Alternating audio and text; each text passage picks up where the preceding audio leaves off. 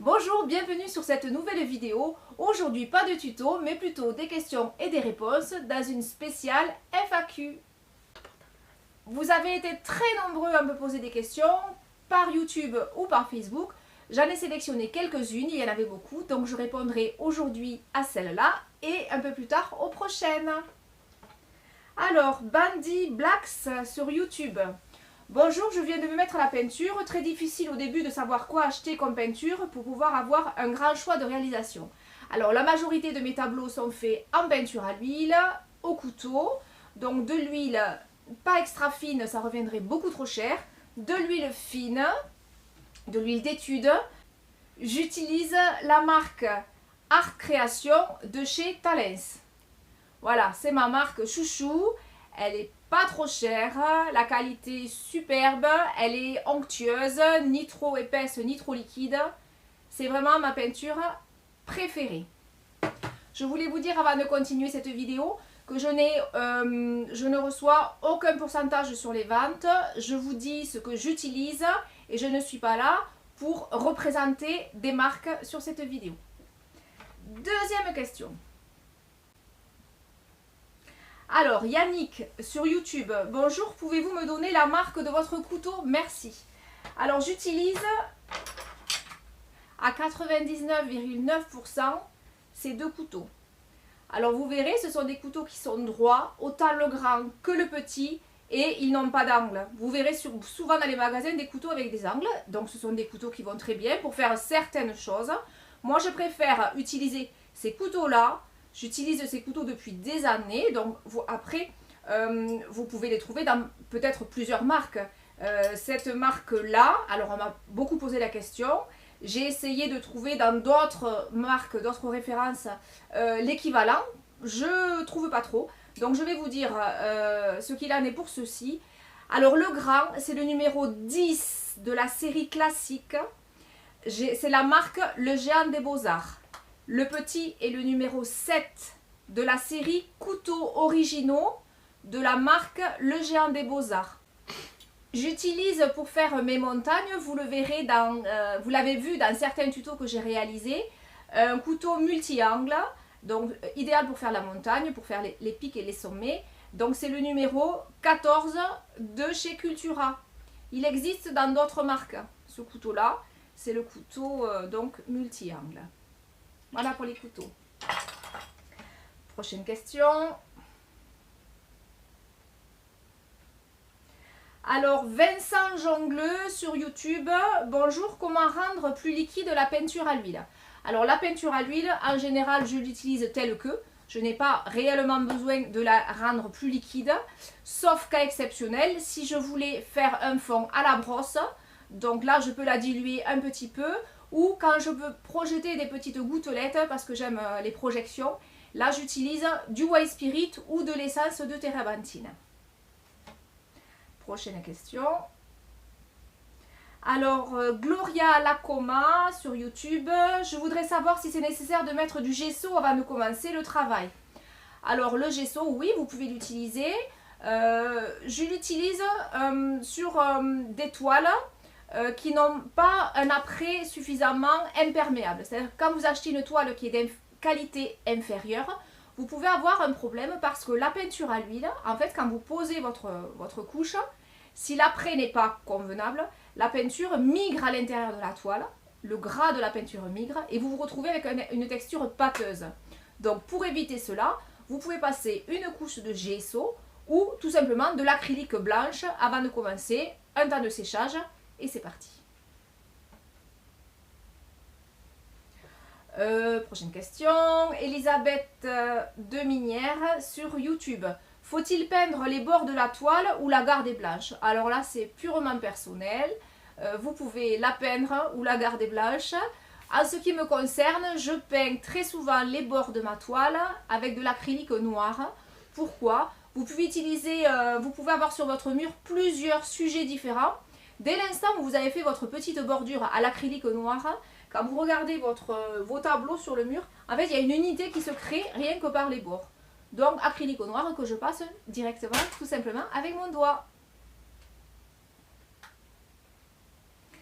Alors, toujours Elisabeth Deminière, donc sur YouTube, doit-on tendre les toiles avant de peindre ou après séchage final de l'œuvre?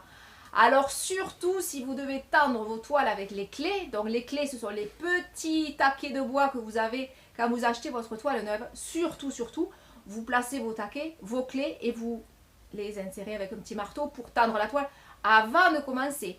Si vous faites ça après avoir peint, et notamment après séchage, vous pouvez avoir une tension trop forte et votre peinture elle peut craqueler, c'est normal. La tension fait que votre peinture elle va exploser. Alors, prochaine question, Azou Paris sur YouTube. Bonjour Nelly. Bonjour. J'aimerais savoir si vous passez du vernis sur vos peintures à l'acrylique et lequel. Merci pour vos super vidéos. Avec plaisir. Alors, du vernis, oui. J'utilise du vernis en bombe parce que c'est plus facile à appliquer. J'utilise du vernis brillant parce que c'est plus joli, à mon avis. Et j'utilise en croisé. C'est-à-dire que vous avez votre toile, vous allez bien secouer votre vernis en bombe, vous restez quand même à 30 cm, vous passez dans un sens, vous croisez dans l'autre, et c'est verni. Donc, prochaine question, Christelle Géraud sur Facebook. Bonjour Nelly, bonjour Christelle. Peut-on mettre de l'acrylique sur de l'huile et inversement, merci. Alors, la technique, la basique, gras sur maigre s'applique donc bien évidemment en sachant que la peinture acrylique est une peinture maigre puisqu'elle est à base d'eau. La peinture à l'huile est une base grasse puisqu'elle est à l'huile. Donc si je dois choisir une première par rapport à l'autre, bien évidemment, je choisis la peinture à l'eau en premier. Donc je peux faire un fond à l'acrylique, je peux travailler un ciel à l'acrylique. Et ensuite, je viens poser mon huile. Je n'aurai aucun problème. Il ne faut pas faire l'inverse puisque la peinture à l'eau étant plus maigre, je ne peux pas la poser sur de la peinture à l'huile. Sinon, il peut y avoir un effet de craquelé et dans le temps, la peinture peut ne pas tenir.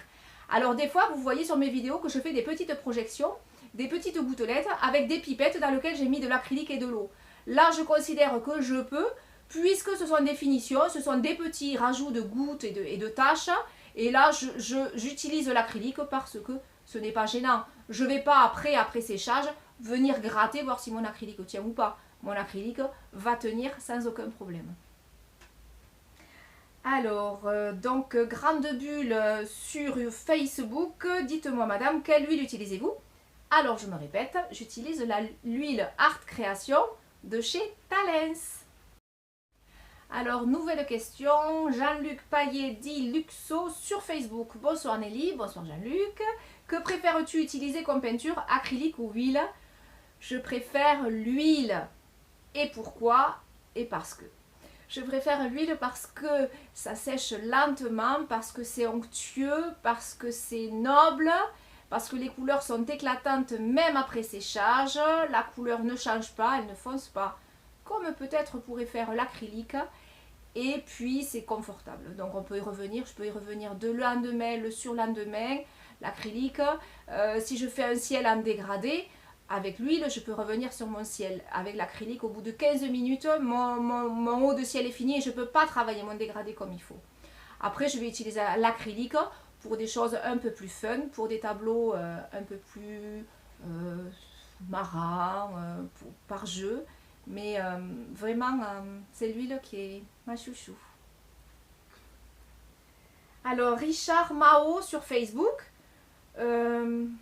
Comment utiliser les trop-pleins de peinture? Alors les trop-pleins de peinture, déjà vous pouvez les garder donc, dans une petite coupelle en la filmant avec du papier transparent. Il y en a qui disent qu'on peut la garder dans le réfrigérateur. Oui, le froid conserve plus longtemps donc la peinture à l'huile. Faites attention quand même aux odeurs et à vos aliments qui seraient juste à côté. Vous pouvez également les mettre dans une petite coupelle et recouvrir avec de l'huile même alimentaire. Donc l'huile va éviter que l'air soit en contact avec la peinture et accélère le séchage. Ensuite, ce que je fais moi, c'est que j'aime bien faire des tableaux fond d'assiette.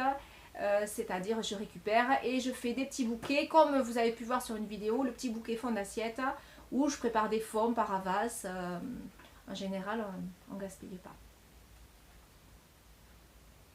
Alors, une question de Catherine Lanoy sur Facebook. Excellente idée cette FAQ. Merci. Question, comment faire un tableau avec matière, carton, papier, journaux, merci et bravo. Donc, pour faire un tableau avec matière, donc très intéressant, là je vais utiliser donc du Bendix ou de la colle vinylique. Et je vais travailler donc directement sur ma toile. Je vais mettre une petite couche de Bendix. Je vais mettre mes matières. On peut faire des Manhattan. Vous avez une vidéo comme ça.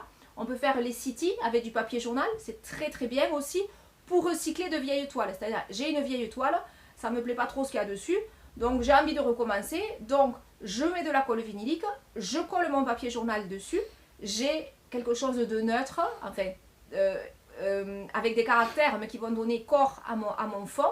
Je fais un petit jus, donc là pour le coup à l'acrylique avec de l'eau, et après je peux travailler dessus, donc des petits immeubles style Manhattan, si je veux coller des choses, des petits cartons ondulés, des petites choses, des petits trucs de récupération, c'est toujours joli sur votre tableau, et ça met donc de la texture, colle vinylique ou Bendix, un petit coup de sèche-cheveux, et après j'attaque ma couleur, à l'huile ou à l'acrylique. Alors question de Jean-Paul Géraud sur Facebook. Est-ce que l'on peut peindre avec du Nutella? Les enfants adorent ça, moi aussi. Donc je vais bien tester, Jean-Paul. Pour cela, il faudrait que vous m'envoyiez un petit échantillon. 2 ou 3 pots de Nutella feront l'affaire. Je teste pour vous et je fais une vidéo. Voilà, cette vidéo est terminée. J'espère que ça vous a plu.